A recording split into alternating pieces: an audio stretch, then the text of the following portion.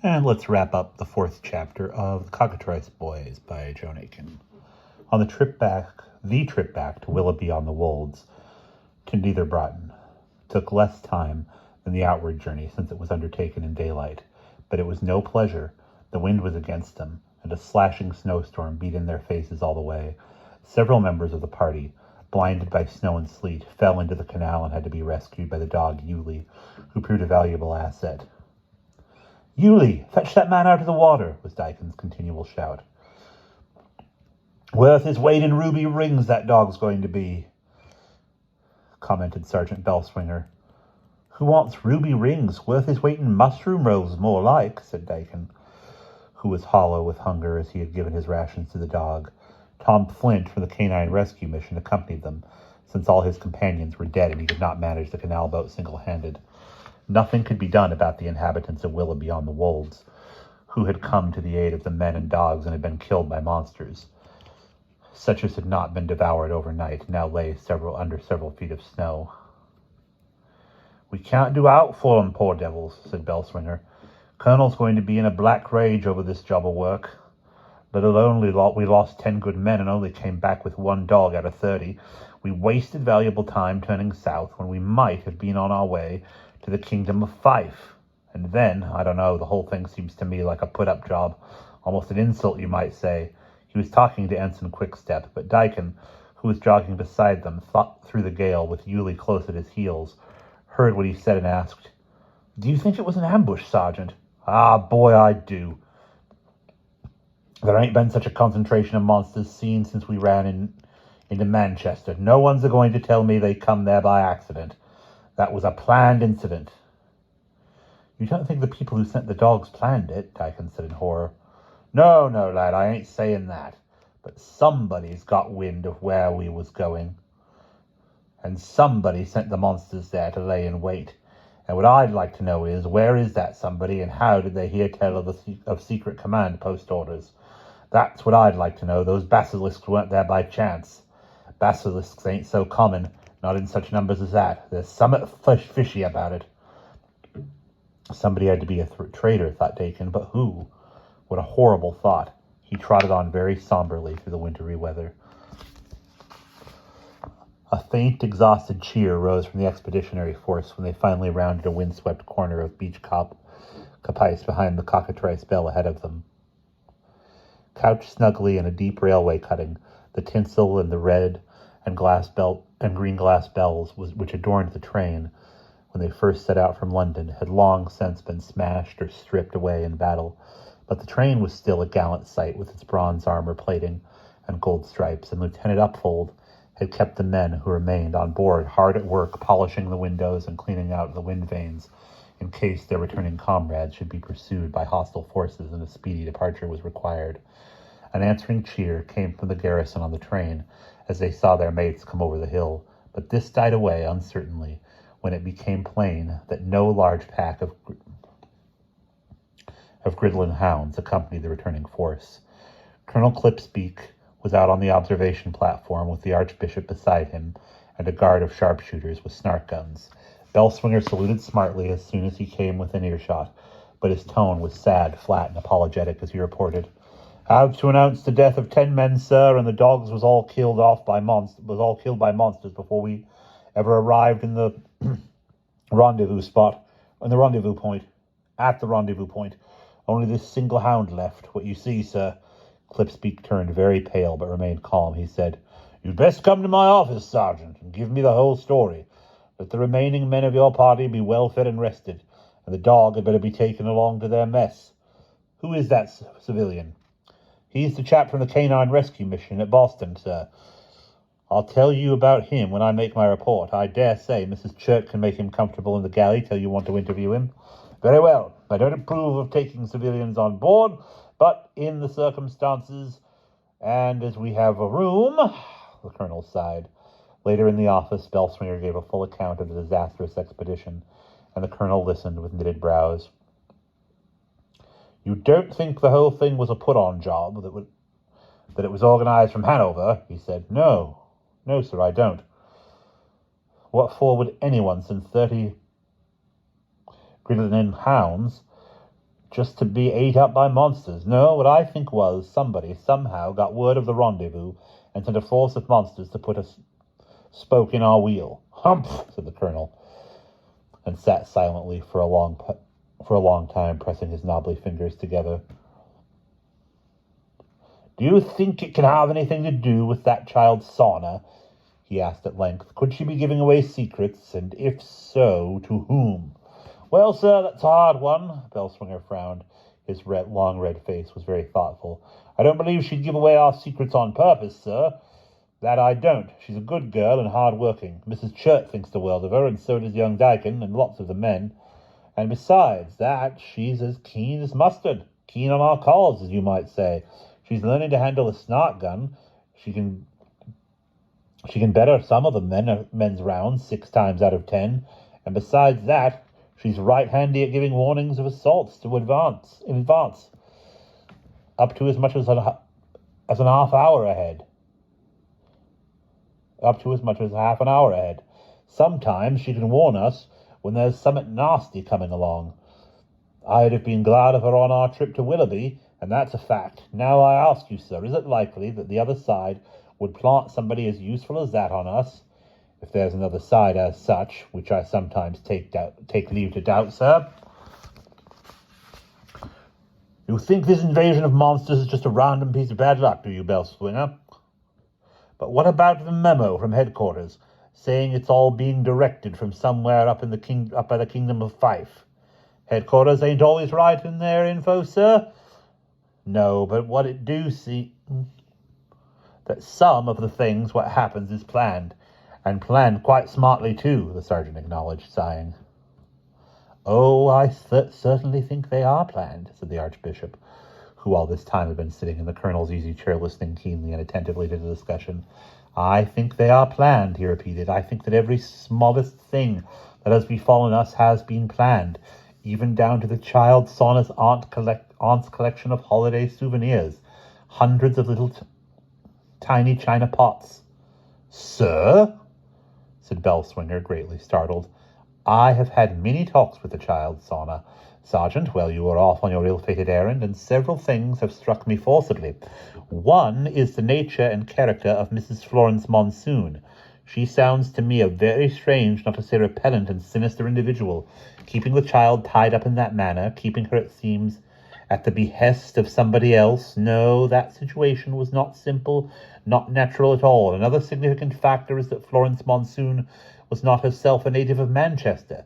She moved there when she married, but her place of origin was Scotland. Ah, yes, you can guess where. Not far from the Kingdom of Fife, near the Pool of Muckhart. It is instructive, is it not, that many place names in Scotland relate to streams of water, or to the weather. Burnfoot, Bridge of Erne, Coleraine, Burn of Cambus, Devil's Cauldron, all waters, streams, storms are so important to those waters. Streams, storms are so important to the Scots. And Muckhart, of course, lies close to the Ochils, a most mysterious range of hills, volcanic, you know, very abrupt, seamed with unexpected caves and gorges. So your little Sauna, Colonel, is closely connected by her ancestry with the very neighbourhood in Scotland to which you have been directed by your command. Is not that a very singular coincidence? Very singular indeed, agreed the Colonel gloomily. In fact, it sounds damned fishy to me. Not only so, went on the Archbishop, but according to the child, her aunt told her stories concerning family forebearers which suggest she can trace her descent straight back to Michael Scott. Michael Scott? Said the Colonel, perplexed. You mean that fellow who wrote a book called Tom Cringle's Log? No, Colonel, not that one. A much earlier character, also an author as it happens, who lived in the 12th or 13th century, travelled to Spain, was an official astronomer or astrologer. They were synonymous in those days, at the court of Emperor Frederick II in Palermo, and wrote numerous learned books about nature and her secrets. Quaestio Curiosa de Natura Solae et Lunae was one of his best-sellers, and he was reputed to have traffickings with the evil one, to possess a demon horse and diabolical ship. When he died, his last and greatest book was said to have been burned with him at Melrose Abbey, lest its secrets fall into unprincipled or unexperienced hands. Fancy that, most remarkable, said the colonel, not greatly interested. Another of Sauna's ancestors, a more recent one, was a man named John Brow, a notorious warlock who lived in Glendevon around the year 1600, who was tried and burned for witchcraft. Indeed, but I still don't quite see the relevance. What has that got to do with our present predicament? Demanded the colonel fretfully. Firstly, it explains the girl's psychic powers. These things are often hereditary. They run in families, like red hair and deafness. Secondly, it appears to me that a kind of stage management is going on. What can you mean, Archbishop? Why, that matters are being put in train to get the girl up to Scotland, up to the neighbourhood of her origin. The aunt mysteriously vanishes, the girl is rescued, quite fortunately, as it seemed at the time, but now I suspect that the whole affair was pre-designed. Come to think, the colonel recollected, there was that funny business of her aunt's voice coming through on the phone. You told me about that, Bellswinger. Yes, sir, I did, and a deuced queer start it was. On the internal house line it was, and smashed the instrument all to little bits, and gave me such a shock as loosened the teeth in my gums. But Sauna didn't like that one little bit, sir. She was even more scared than what I was. She didn't want to answer her auntie, and she told me her auntie never loved her, nor wanted her at all, but only took her as there was nobody else as'd have her.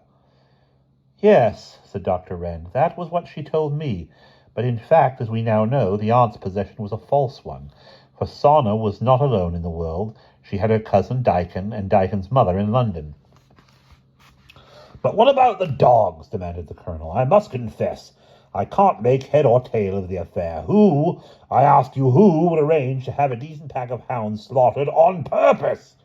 The colonel had been a fox-hunting man in his younger days, and so naturally he felt strongly about this. I can just about swallow your notion that there might have been some deep-laid plot to get the girl aboard this train, though it seems a mighty roundabout way to gain such an end.